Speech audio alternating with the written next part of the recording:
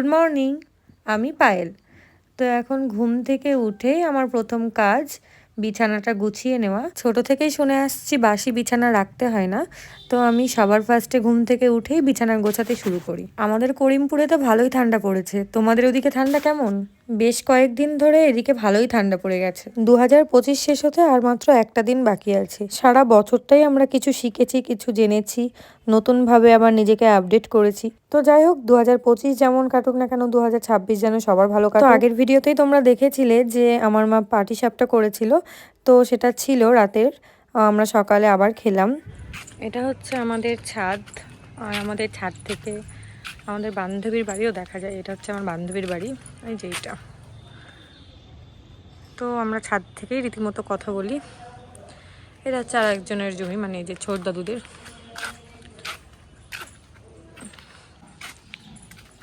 একদম যেহেতু রাস্তার ধারে বাড়ি, দেখতেই পাচ্ছ। আর এই যে বেঞ্চটা দেখতে পাচ্ছ, এই বেঞ্চে বিকালবেলায় অনেকেই এখানে এসে গল্প করে, মানে আমরাও বসি কখনো কখনো ফাঁকা থাকলে। বেশ লোকজন যায়, দেখাও হয়, গল্প টল্পও হয়। আর পাশেই দেখতে পাচ্ছ দোকান, এই যে টিনের ঝাঁপ দেওয়া, যেটা পাশেই যেহেতু দোকান তাই এটা ওটা কিনে খাওয়াও হয়। এই যে আমার ঠাকুমার বিখ্যাত কাঠ, কাঠের মানে খড়ি কাঠে রান্না বান্না হয় না, তাও রেখে দিয়েছে। আর এগুলো এখানে অনেক দিন ধরেই আছে, ঠাকুমা সেগুলো আবার ত্রিপল দিয়ে যত্ন সহকারে রেখে দিয়েছে।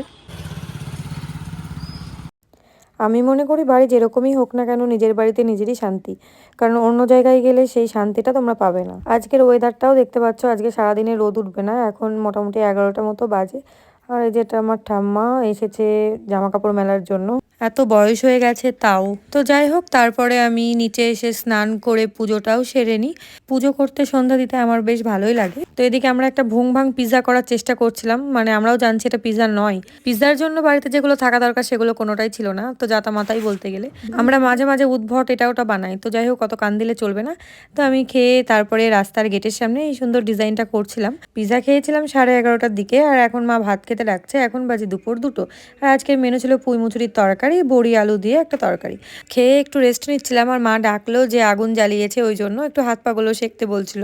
কারণ আমাদের এদিকে যা ঠান্ডা, আগেই বললাম। তো গ্রামের দিকে এই ব্যাপারটা আছে যে আগুন পোহানো ব্যাপারটা, শহরের দিকেও তো নেই বললেই চলে। ছোটবেলায় যখন দিদার বাড়িতে যেতাম, দিদাও এইভাবে আগুন পোহাতো। তো তারপরে আমি আর দোয়েল বিকেলবেলায় একটু বেরিয়েছিলাম। তো এখন আমরা হাঁটতে হাঁটতে যাচ্ছি একটু বাজারে।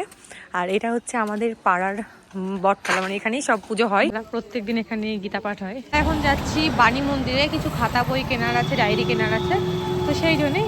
আর একটা দোকানে যাব, সেটাও তোমাদের সাথে শেয়ার করব। তো ফার্স্টেই চলে এসেছিলাম পতঞ্জলির জেল নেওয়ার জন্য। দেন সেখান থেকে বেরিয়ে হাঁটতে হাঁটতে গেছিলাম বাজারে। বাজারে যাওয়ার পথে এই যে তরুণ টি স্টল, করিমপুরের বিখ্যাত, পোস্ট অফিসের মোড়ে, সেখানে আমি 1 কাপ আর দোয়েল 1 কাপ চা খেয়ে চলে গেছিলাম বাণী মন্দিরে বই খাতা কেনার জন্য। তবে জানো তো, শীতকালে বাজারে আসতে বেশ ভালোই লাগে। ফুলগুলো কি সুন্দর টাঙানো আছে দেখো। আমরা বাড়িতে যারা শীত শীত করে থাকি, তারা বাড়ি থেকে বেরোই না বলে ভাবি যে রাস্তায় কেউ বেরোবে না, কিন্তু একবার বেরোলে বেশ জমজমাটি করিমপুর। তো তারপরে আমরা ঢুকি রাধাই, আর রাধাই কিছু কালেকশন দেখতে এসেছিলাম। দেন একটা ড্রেস পছন্দ হয়, তো সেটা নেওয়ার জন্য এখানে দাঁড়িয়েছিলাম, কারণ যে কালারটা আমি বলেছিলাম সেই কালারটা পাচ্ছিলাম না আর কি। অ্যাট লাস্ট ভালো লাগলো, নিয়ে নিলাম। তো কি নিলাম সেটা পরের ভিডিওতে আমি শেয়ার করে দেবো। তো এখন আমরা চলে এসেছি ফুচকার লাইনে, এখানে দোয়েল দাঁড়িয়ে আছে ফুচকা খাবে বলে। আর আমি এখানে ভারী ব্যাগ নিয়ে বসেছিলাম, কারণ আজকে ফুচকা খাওয়ার কোনো মুডই ছিল না আমার। তাও দোয়েল জোর করে একটা দিয়ে গেল। তো যাই হোক, তারপরে আমরা টোটো ধরি, আর বকবক করতে করতে চলে আসি বাড়ি। আর বাড়ি এসে তারপরে সন্ধ্যা দিয়ে মাকে একটু হেল্প করছিলাম, কারণ মা আজকে রাতে লুচি আর আলুর দম বানাবে। তো আলুর দমের আলুগুলো একটু ছাড়িয়ে দিচ্ছিলাম আর কি। তো মার একটু সুবিধাই হলো। আর এদিকে মা একাই মেখে বেলে ভাজতে লেগে গেছে। আমার মা যা লুচি ভাজে সে আর বলার নয়, মুখে লেগে থাকবে একবার খেলে। নিজের মা বলে বলছি না। আর লুচি তো আমাদের বাড়িতে সবাই পছন্দ করে, সবারই খুব ফেভারিট। তোমাদের কার কার ভালো লাগে আমার মতো লুচি? এদিকে আমি, দিদি, দোয়েল সব গল্প করছিলাম। দেন এখন সবাই মোবাইলে বিজি হয়ে গেছি, সবাই ফেসবুক দেখতেই ব্যস্ত আমরা। তো আমাদের রাতে ডিনারটাও কমপ্লিট হয়ে যায়। দেন আমার রাতের কাজ হলো চিয়া সিড ভিজিয়ে রাখা। তো আমি আমার জন্য ভিজিয়ে রাখছিলাম চিয়া সিড। আর এদিকে একটা গ্লাসে মেথি আর জিরে ভেজানো জল, মানে ভিজিয়ে রাখছিলাম, সকালে উঠে বাবা খাবে, তো সেই জন্য আর কি। তো এটাই ছিল আমার কাজ। তারপর রান্নাঘরটা একটু ক্লিন করে দিই, ব্যাস সারাদিনটা আমার এভাবেই কেটে গেল। তোমাদের কেমন লাগলো জানিও। আজকের মতো টাটা।